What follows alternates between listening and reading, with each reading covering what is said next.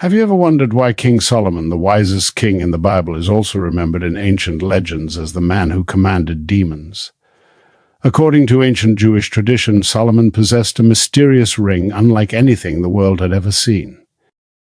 It wasn't just a symbol of royalty.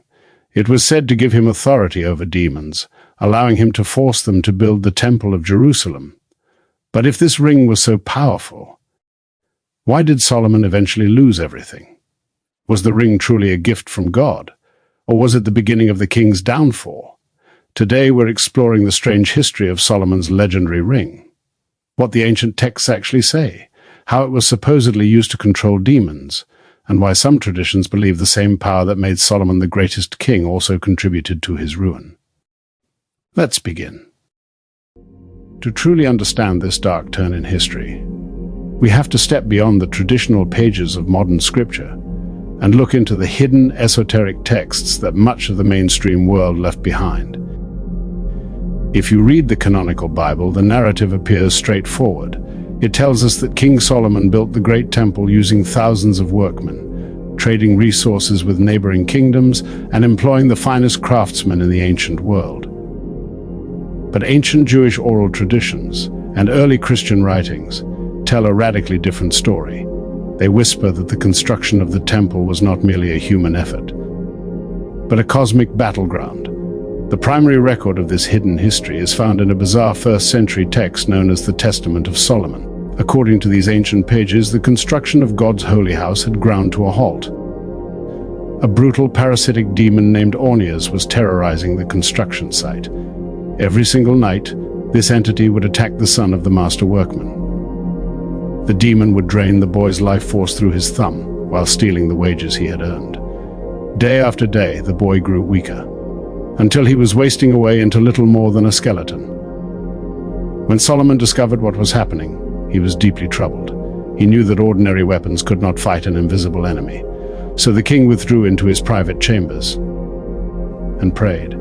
He pleaded with God for a way to stop this spiritual tormentor. According to the text, God answered his prayer, but not with an army of angels.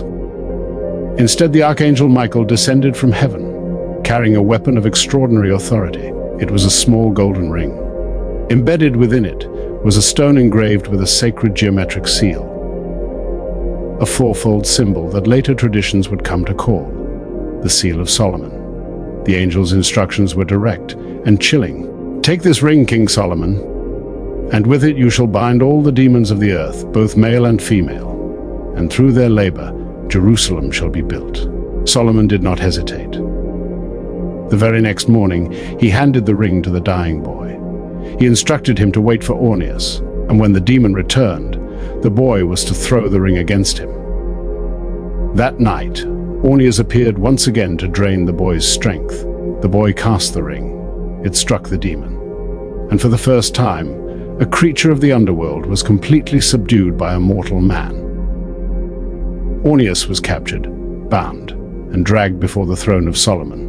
From that moment onward, Solomon's palace became something entirely different. No longer just the palace of a king, but a courtroom of the supernatural. The ring granted Solomon complete authority over demonic spirits. He did not simply banish them. According to the text, he enslaved them. He even commanded Ornias to hunt down and capture other spirits that refused to submit. One after another, some of the most powerful rulers of the underworld were brought before Solomon. The king questioned each one. He demanded their names, their powers, the angels who opposed them, and the means by which they could be overcome. The text claims that Solomon eventually bound Beelzebub himself, described as the prince of demons. Beelzebub was forced to cut enormous blocks of marble for the temple. Then came Asmodeus, the infamous spirit associated with wrath and lust. According to the account, Solomon humbled him with the ring and forced him to mold clay and bake bricks for the temple walls. Other spirits were ordered to quarry gigantic stones from deep beneath the earth. Stones so immense that no ordinary human workforce could have moved them. Some carried water, others cut timber, others forged metals. According to this extraordinary tradition, the very temple built to honor the God of Israel was constructed stone by stone by the labor of imprisoned demons. For years, Solomon appeared unstoppable. He ruled not only over men, but according to this text, over the unseen spiritual world as well. Yet later Jewish traditions, including passages discussed within the Babylonian Talmud, hint that something began to change. Slowly, almost unnoticed, corruption took root within Solomon's heart. He gradually stopped relying upon the wisdom God had given him. Instead, he began relying upon power. The ring became more than a tool, it became an obsession. Eventually, he no longer wished to rule without it. The king of Israel, the wisest man on earth, had transformed his palace into a place where spirits were summoned, questioned, bound, and controlled. And somewhere beneath the rising foundations of the temple, the chained powers of the underworld waited silently, watching their captor, waiting for the wisest king who had ever lived to make one single fatal mistake. When you step back and look at this entire cosmic chess match, a disturbing psychological nightmare begins to unfold. It plays out almost like a dark, ancient version of the Lord of the Rings. Think about the tragedy of it. Before Solomon ever laid eyes on that glowing ring, he was a king who desired pure things. When God appeared to him, Solomon did not ask for wealth. He did not ask for power. He did not ask for long life. Instead, he asked for wisdom, for understanding, for a discerning heart. And according to Scripture, God granted his request. He began building the temple with joy, humility, and genuine devotion. But according to later traditions, the very moment that ring slipped onto his finger, something began to change. A slow corruption, almost parasitic in nature, began to take root.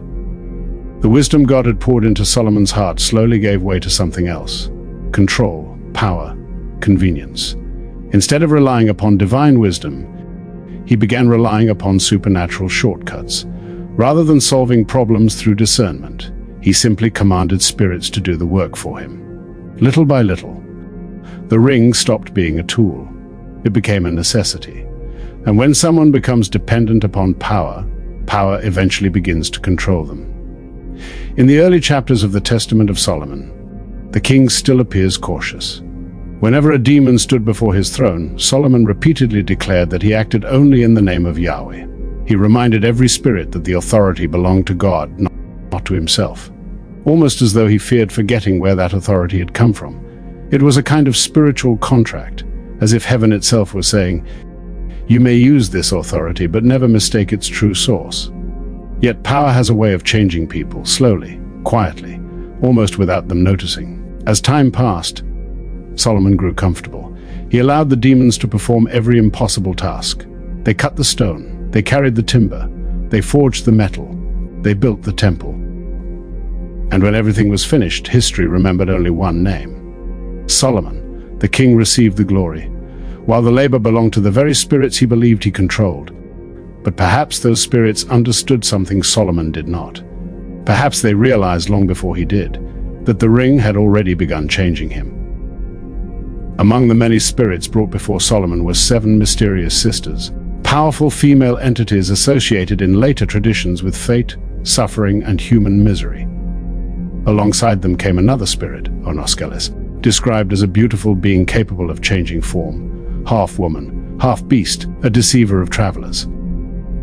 Solomon believed they were completely under his authority, yet as he questioned them, they showed no fear. Instead, they looked directly at the king and delivered a chilling prophecy.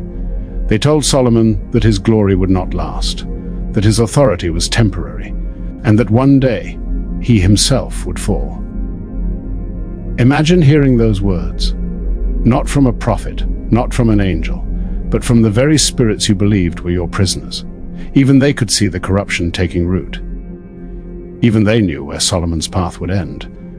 Then came one of the most infamous spirits in all of ancient tradition, Asmodeus. Unlike lesser spirits, Asmodeus is portrayed as a prince among demons, a ruler associated with lust, wrath, temptation, and destruction. When brought before Solomon, he showed no respect. He mocked the king. He mocked his mortality. According to the account, he even pointed toward the northern heavens, boasting of his own cosmic greatness. Then he revealed something even stranger. According to the text, Asmodeus claimed he had been born from the union of an angel and a human woman. If taken literally, that would make him something far different from an ordinary fallen spirit, a hybrid, a being connected to the ancient rebellion described in Genesis chapter 6 and expanded upon in the book of Enoch. Whether symbolic or literal, the implication is extraordinary. A being that survived judgments intended to erase its kind, now stood before the wisest king on earth. Solomon eventually forced Asmodeus into labor, but humiliation does not always destroy pride. Sometimes it breeds revenge. Rather than resisting openly, Asmodeus became patient. He offered Solomon knowledge, secrets, forbidden insights. He slowly transformed himself from prisoner into advisor. According to the story, he taught Solomon strange rituals. He spoke of hidden mysteries. He claimed that by burning the liver and gall of a certain fish, the smoke would reveal angels moving across the heavens. Curiosity became fascination. Fascination became dependence. Before long, Solomon was no longer commanding demons, he was consulting them. Even later traditions outside the Bible preserve a similar theme. In Islamic tradition, when the Queen of Sheba journeyed towards Solomon, the king asked who could bring her throne before she arrived. According to the Quran, an Ifrit, a powerful class of jinn, stepped forward and claimed he could accomplish the task almost instantly. Although another servant ultimately surpassed the Ifrit through knowledge granted by God, the tradition still presents Solomon as a ruler surrounded by supernatural beings carrying out extraordinary tasks. Across different traditions, the same pattern appears. Power, control, dependence, and eventually, pride. Then came the mistake that changed everything. According to a famous passage preserved within the Babylonian Talmud, Asmodeus challenged Solomon directly. If the king truly feared nothing, if he truly believed he had complete authority, then surely he could remove the ring, hand it over, and release the chains. Completely convinced of his own superiority, Solomon agreed. The moment the ring left his hand, everything changed. Asmodeus reclaimed his power. The demon hurled Solomon far from Jerusalem, leaving the king to wander as a homeless beggar, broken, alone, powerless. For the first time in years, there was no ring, no spirits, no authority, only regret. The traditions describe Solomon crying out to heaven, praying, repenting, begging for help, yet heaven remained silent.